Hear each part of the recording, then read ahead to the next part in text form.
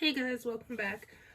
Today's topic is going to be on budgeting. I'm trying to get together my system and how I'm going to actually do it. So I have what I think is a preliminary setup. March has been the trial month so far. I'll be tweaking it along the way, but I wanted to show you kind of what my setup is so far. I purchased some binders from Amazon and then decorated them just to make them a little more appealing. I'm still working on it. So I have some sinking funds, and I'm going to be basically doing the cash system for the most part, but there are some bills that will still be paid through my bank so that I'm not having to take out the cash to deposit the cash to make the payment. So what I can easily do in cash, for example, will be car maintenance, which is basically just my gas. My car is old, it needs to be replaced, so I'm saving for that. So in addition to regular, purchasing gas, I also have to purchase oil pretty regularly because my car burns oil. So that is going to be all done in cash here. I'm also going to be purchasing my groceries with cash. I did give myself a little bit of a miscellaneous budget, and then personal care, and then Remy, who is my dog, his food is going to have its own envelope, so his food is primarily what will be in here. If there's anything left over, he may get a toy or a treat or something like that. But then I also do have a sinking funds envelope for him, which is going to cover things like his pet insurance and his tags at the end of the year and things like that. And then I also have kind of a flex fund just in case. So what I've decided is whatever is left over at the end of the month, and it's time for me to renew, then these funds will be deposited into my sinking funds, which for the most part are going to be used towards snowballing or debt snowball. There are a couple of things that won't go into debt snowball, like if there's anything left in Remy's envelope, it's going to go into his sinking fund and things like that. Car maintenance is going to go into saving for the car fund. So here are what I've done here, and I just put this paper behind it so that it can be seen. I have a folder for saving up for the car, medical, so I'm currently going through needing to have braces and a whole bunch of other dental work, so that's what this one is for. But it's going to be generally for any sort of medical expenses, prescriptions, things like that. I have started saving a little bit. I've seen a lot of people who are doing budget videos with the prop money.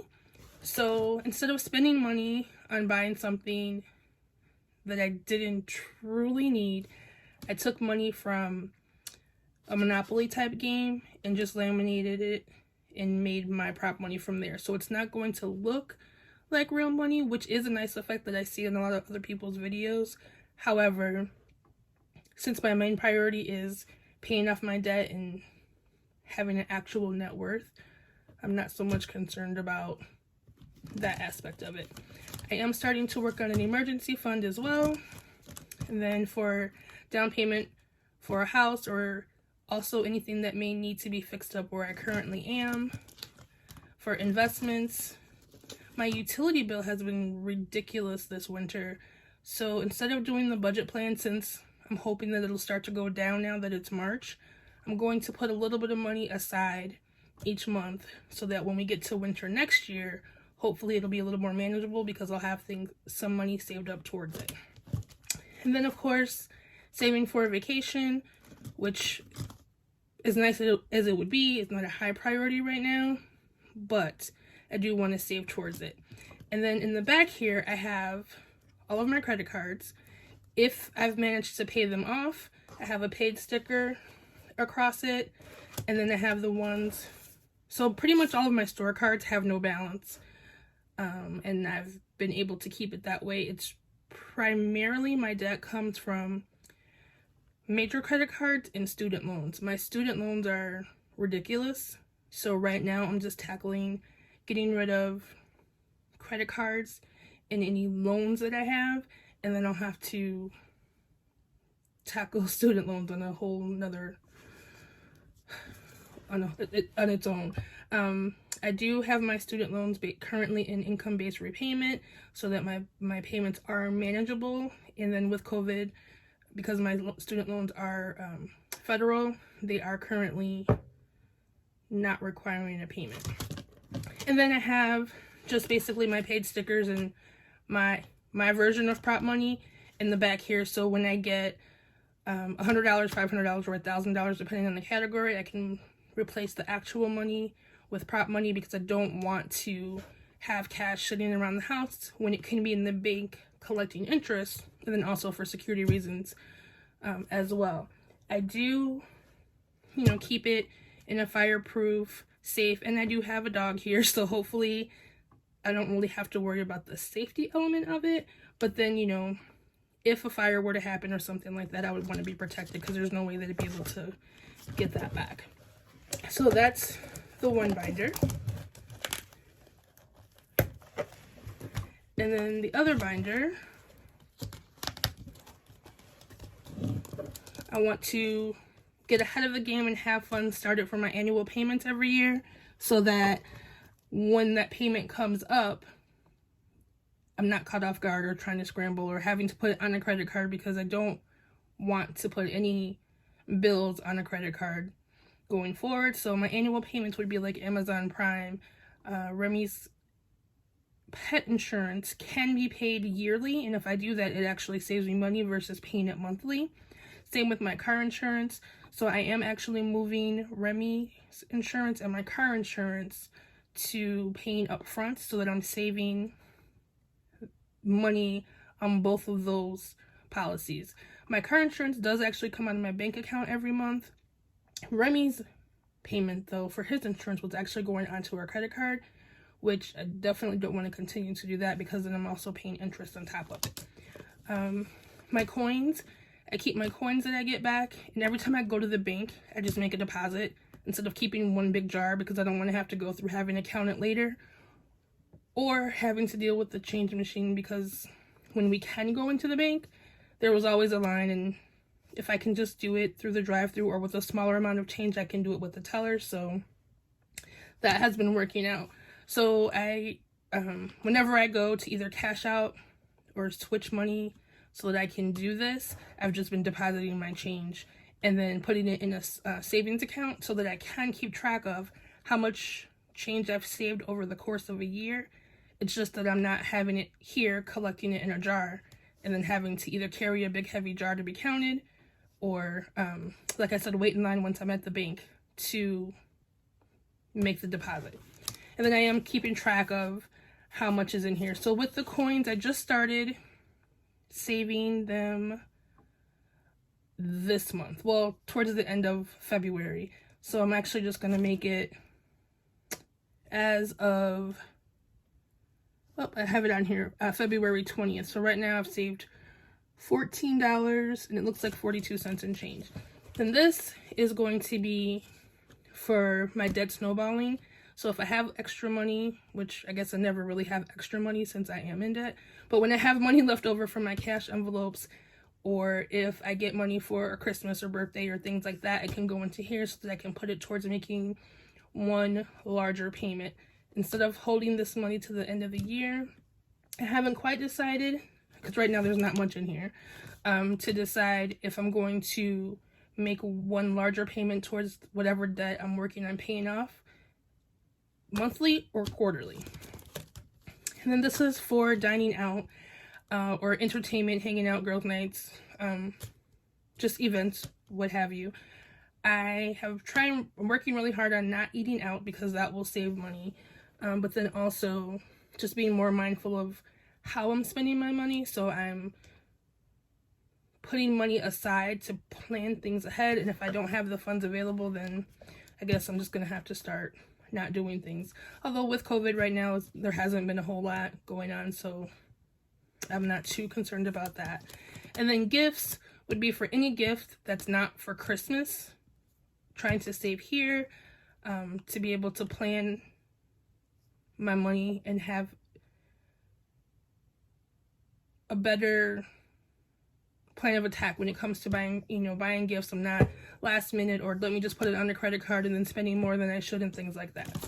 And then this is for Remy. I don't know if this shows up well at all or not, but Remy's a pit bull, so that's his folder. And then here's my Christmas funds. And then I am doing some savings challenges. And I chose to do a few of them just to try to hopefully have motivation that is, kind of fun things to do that's motivating, aside from just the motivation of not having any debt. So in my cash envelopes, whenever I'm at the end of the month, if there are any singles left, those will come into here. If there's fives left, they'll go there.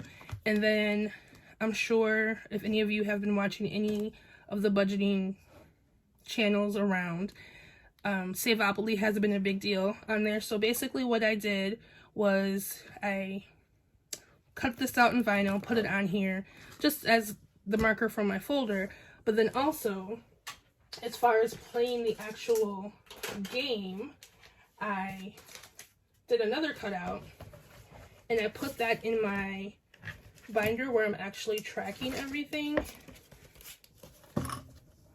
And so this is where I go around the board. And then I started at 23. I did this one where I can fill in the numbers myself. So as I move, I can, if I land on 3, I'll be putting $3 aside for that month. I did this one monthly just because I don't have a lot of funds to really work with when I'm paying my bills and things like that. And I don't want to stress myself out trying to save money. But I also want to make sure that I, am putting forth an effort. So there's a couple different things that I filled in here. So random numbers, just for whatever reason.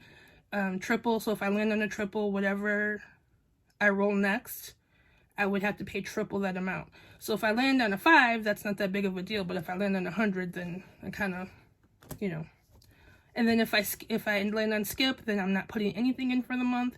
And then I have it so that if I roll doubles, I have to roll again. So if my last roll within that is a skip, then I'm still ultimately not putting any money aside for that month in this particular challenge. And then I got these die from in a subscription box, and I didn't really know what I was going to do with them, but it actually will work out perfectly for this because now they're small enough to fit in my envelope if I want to travel, if for some reason I'm not going to be home at the beginning of the month when it's time for me to do this. And then of course I'm tracking, where my coins are going to be, how much I've saved for my $1 and $5 challenges, and things like that. The next savings thing that I'm doing is something that I saw. I believe her name is Jay Whackers, is the channel on YouTube that I saw it on. And she had mentioned that she was sitting around thinking, and, there were 52 cards in a deck and 52 weeks in a year. So why not make some sort of savings game out of that? And I thought that was kind of a fun idea. So what I did there, based on her inspiration, is I just got a deck of cards, and then once a week, I'll pull a card, and whatever that number is, that's what I put aside. When she talked about it for her game, she pulled the jokers out, so there really just are 52 cards. For me, I left my jokers in, and I marked them, and of course, so this one would be double whatever I pull, and then the other joker is marked as triple whatever I pull. So that's going to be another savings challenge there. Now that one I am doing weekly, and we're just and we're starting that one with the month of March. So it won't be, well, how should I say this? I started it in the month of March, but I did backdate to January, and I pulled one for each week so that I would be current, so that at the end of the year I will have actually pulled 52 times. And then the other thing that I'm doing is the 52-week savings challenge, which is also all over YouTube. So at the end of the year, I should have $1,378 saved. And this is basically going to be my emergency fund, because sadly, unfortunately, I do not have one. So then I'm just keeping track each week. We'll mark off. For me, it's probably, I'm going to do it for the month.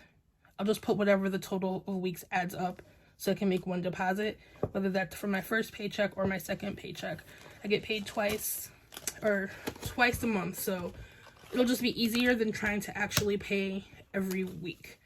So that's what I'm doing for my budgeting. I'm keeping track of, you know, how much I'm actually paying down per month, how much my minimum payments are. I am snowballing, but I am taking into consideration the interest rate that is on the next card. So for example, I just paid off my US Bank credit card.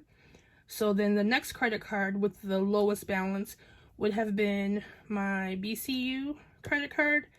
But then not much further beyond that is one of my Citibank cards.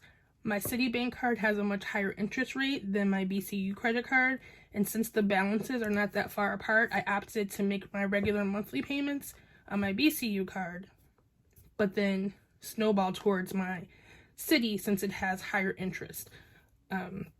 So I'm primarily doing the snowball, but I am still taking into consideration interest rates and things like that. And actually, I take it back because I do have a Best Buy credit card, which has the lowest balance, but that one's 0% until the end of the year. And it's only $330, so I will definitely pay that off. So I'm not going to pay extra towards that when I'm not actually accruing any interest.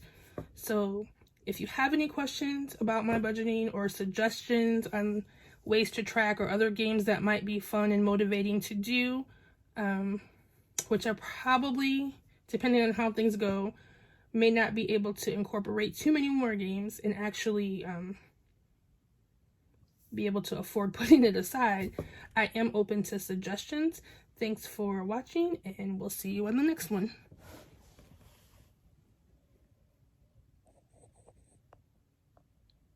Is going to be unbudgeting. I'm trying to get